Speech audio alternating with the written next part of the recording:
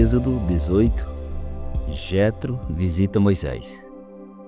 Jetro, o sacerdote de Midian e sogro de Moisés, soube de tudo que Deus havia feito por Moisés e pelo povo de Israel, e soube também como o Senhor havia tirado do Egito os israelitas.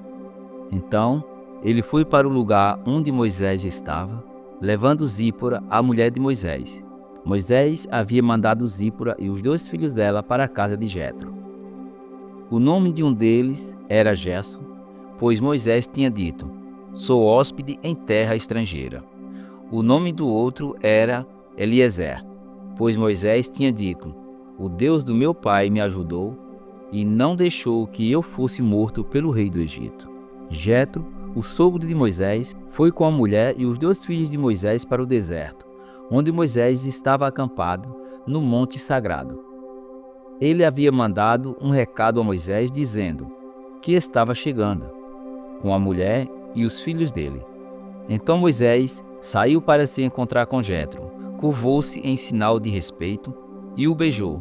Cada um perguntou ao outro se ia bem de saúde, e depois eles entraram na barraca de Moisés. Ele contou ao sogro tudo o que o Senhor Deus, por causa do seu amor pelo povo de Israel, tinha feito com o rei do Egito e com os egípcios.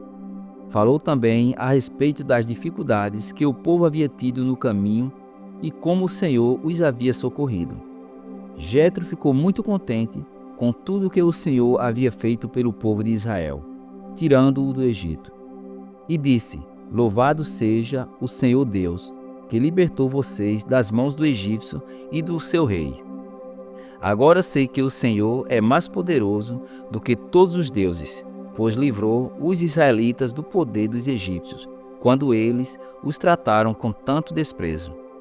Em seguida, Jetro trouxe uma oferta para ser completamente queimada e animais para serem mortos como sacrifícios a Deus. Arão e todos os líderes do povo de Israel foram com ele para comer a refeição sagrada. Moisés escolhe ajudantes. No dia seguinte, Moisés sentou-se para julgar as questões do povo e ficou ocupado desde a manhã até a noite. Quando Jetro viu tudo o que Moisés estava fazendo, perguntou: por que você está agindo assim? Por que está resolvendo sozinho os problemas do povo, com todas essas pessoas em pé ao seu redor, desde a manhã até a noite? Moisés respondeu: eu tenho de fazer isso porque as pessoas vêm falar comigo para saber o que Deus quer. Quando 2 pessoas têm uma questão, elas vêm falar comigo para que eu resolva quem está certo e explique os mandamentos e as leis de Deus a todos. Então Jetro disse: o que você está fazendo não está certo. Desse jeito você vai ficar cansado demais. O povo também. Isso é muito trabalho para você fazer sozinho. Agora escute o meu conselho, e Deus o ajudará.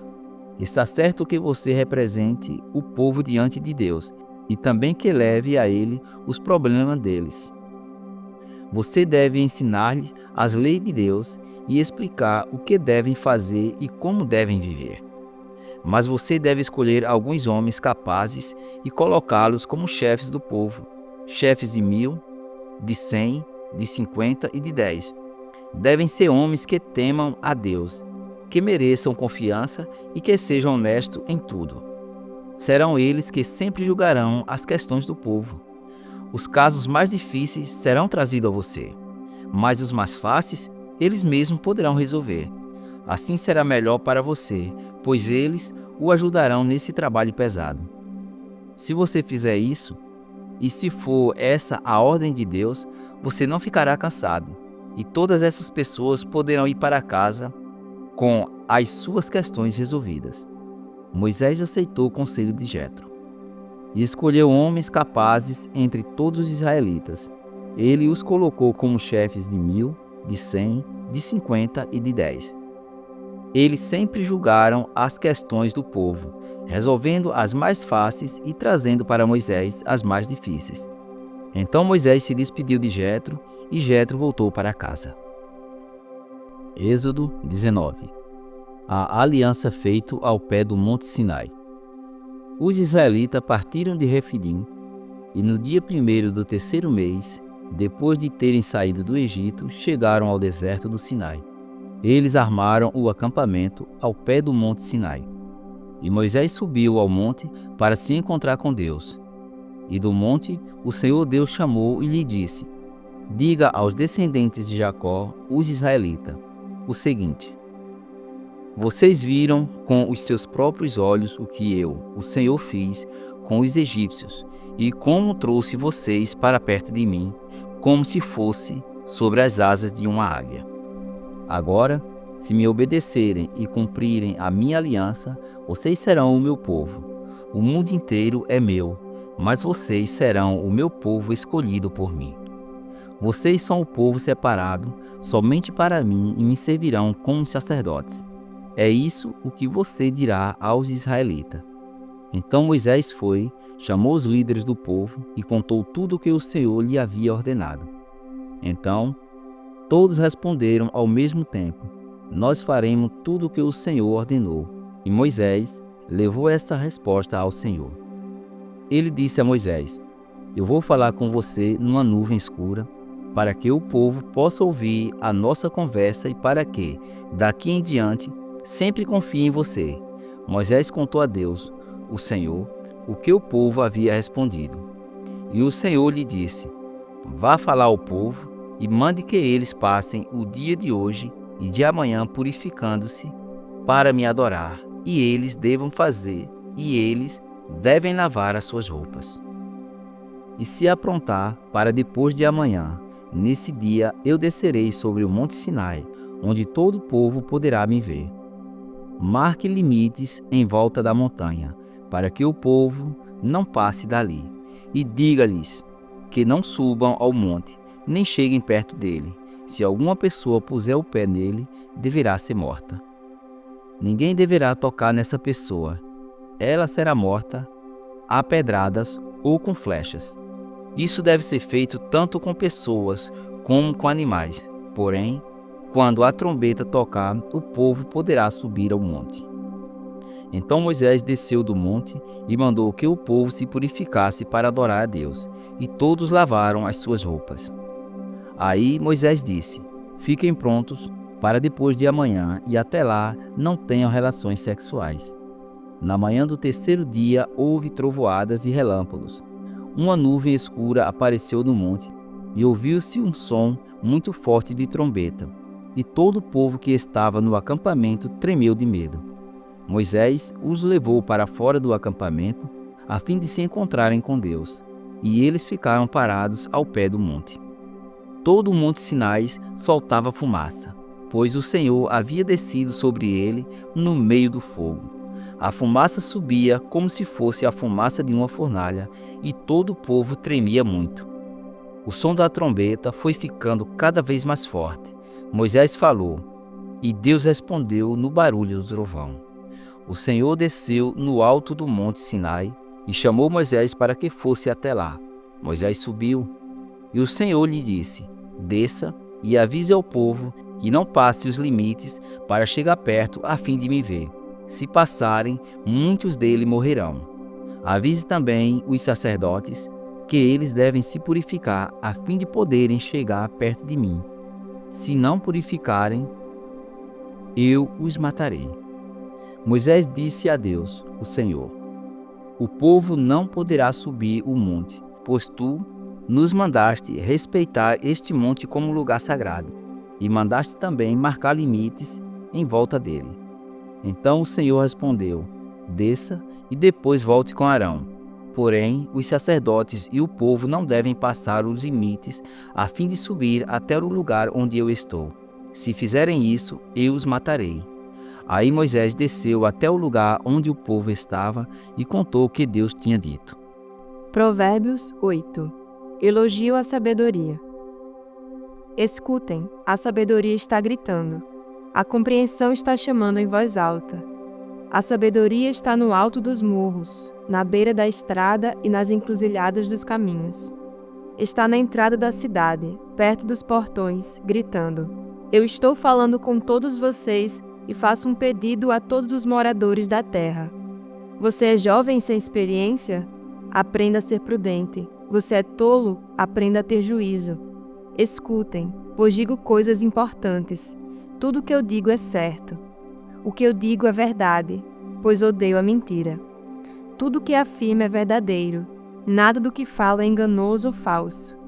Para a pessoa que tem compreensão, tudo é claro. Tudo é fácil de entender para quem é bem informado. Aceito os meus ensinamentos em vez de prata, e o meu conhecimento em lugar de ouro puro. Eu sou a sabedoria, sou mais preciosa do que as joias. Tudo o que você deseja não pode se comparar comigo. Eu sou a sabedoria, tenho compreensão, conhecimento e juízo. Temer o Senhor Deus é odiar o mal. Eu odeio o orgulho e a falta de modéstia, os maus caminhos e as palavras falsas. Faço planos e os ponho em prática. Tenho inteligência e sou forte. Eu ajudo os reis a governarem e os governantes a fazerem boas leis. Os governadores governam com a minha ajuda e também todas as autoridades e pessoas importantes da terra. Eu amo aquele que me ama e quem me procura acha. Tenho riquezas e honras, prosperidade e justiça. O que eu ofereço vale mais do que ouro fino e é melhor do que a prata mais pura. Eu ando no caminho da honestidade e sigo os passos da justiça, dando riqueza aos que me amam e enchendo as suas casas de tesouros. O Senhor Deus me criou antes de tudo, antes das suas obras mais antigas.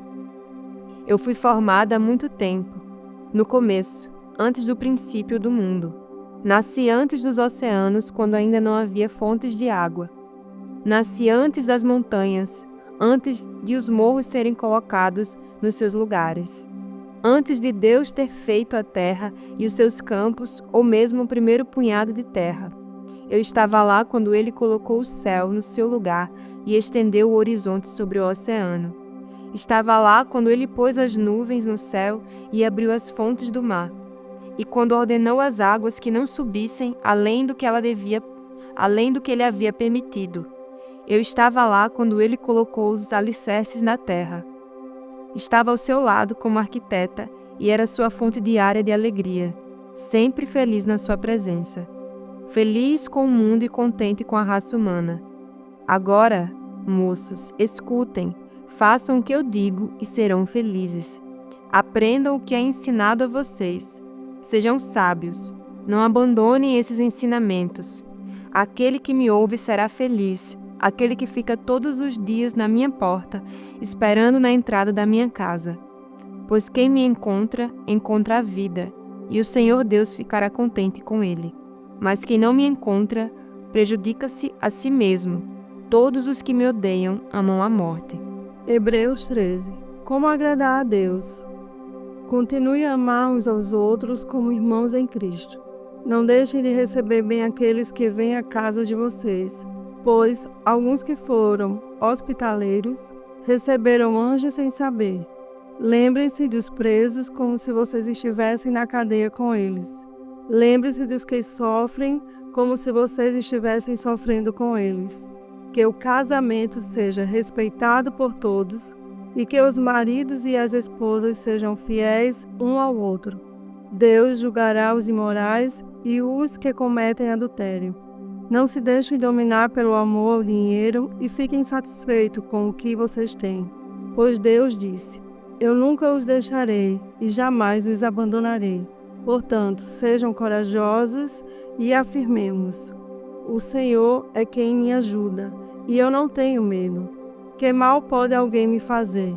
Lembre-se dos seus primeiros líderes espirituais, que anunciaram a mensagem de Deus a vocês. Pensem como eles viveram e morreram, e imitem a fé que eles tinham. Jesus Cristo é o mesmo ontem, hoje e sempre. Não se deixem levar por ensinamentos diferentes e estranhos que tiram vocês do caminho certo. É bom sermos espiritualmente fortes por meio da graça de Deus e não por meio da obediência a regras sobre alimentos. Pois os que obedecem às regras não têm sido ajudados por elas. Os sacerdotes que servem no templo não têm o direito de comer do sacrifício que é oferecido sobre o nosso altar. O grande sacerdote leva o sangue de animais para dentro do lugar santíssimo, a fim de oferecê-lo como sacrifício pelos pecados. Mas os corpos dos animais são queimados fora do acampamento. Por isso Jesus também morreu fora da cidade de Jerusalém, para, com o seu próprio sangue, purificar o povo de seus pecados. Portanto, vamos para perto de Jesus, fora do acampamento, e soframos a mesma desonra que ele sofreu. Porque neste mundo não temos nenhuma cidade que dure para sempre. Pelo contrário, procuramos a cidade que virá depois. Por isso, por meio de Jesus Cristo, ofereçamos sempre louvor a Deus. Esse louvor é o sacrifício que apresentamos, a oferta que é dada por lábios que confessam sua fé nele. Não deixem de fazer o bem e de ajudar uns aos outros, pois são esses os sacrifícios que agradam a Deus.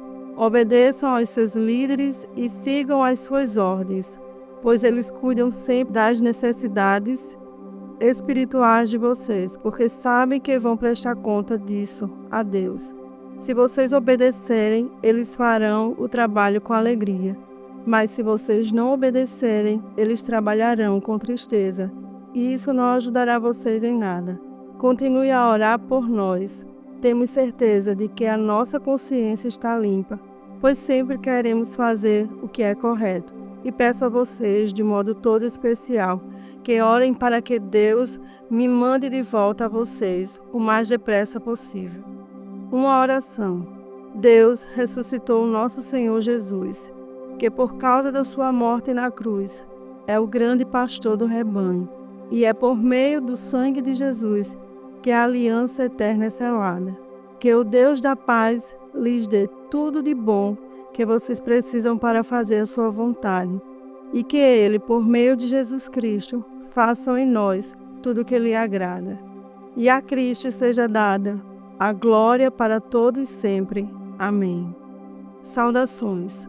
Meus irmãos, peço que escutem com paciência essas palavras de ânimo, pois essa carta que escrevi não é muito longa. Quero que saibam que o nosso irmão Timóteo já saiu da cadeia.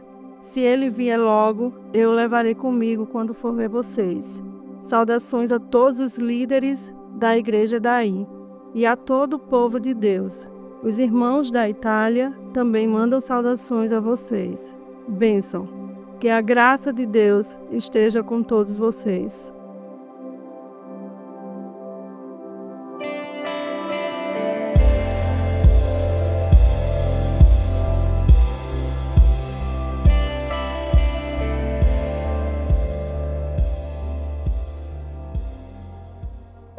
E para finalizar, oremos. Obrigado, Deus, pelo teu amor, pela paz, pela alegria, por tudo que o Senhor tem feito a nosso respeito e em nosso favor, Senhor. Continua guardando, protegendo e abençoando, que o Senhor nos dê um dia repleto de saúde, paz e prosperidade. Obrigado por segurar em nossas mãos, nos livrar do mal. Obrigado, Deus, por tudo, Senhor. Que nesta hora, que neste momento, todos que estão ouvindo esta oração, Deus, se rendam aos teus pés e que a tua palavra, Senhor, possa entrar, frutificar, Deus, e dar bons frutos, Senhor. É assim que nós te oramos, é assim que nós te agradecemos, em nome de Jesus. Amém.